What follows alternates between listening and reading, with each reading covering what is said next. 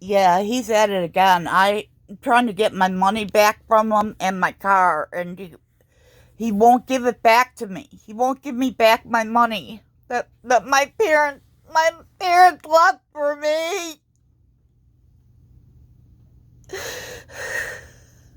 He's taken over my car too.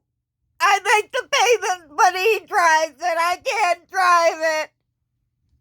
I have no say in anything. My blood pressure is sky high, and so is my blood sugar.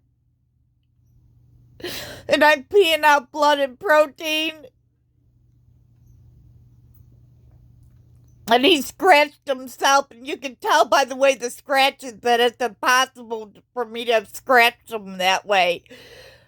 That's a self-inflicted scratch. He scratched himself. And he won't give me back my money.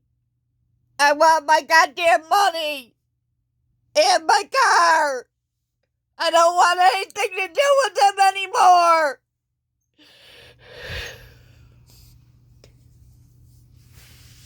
Can somebody please help me, please?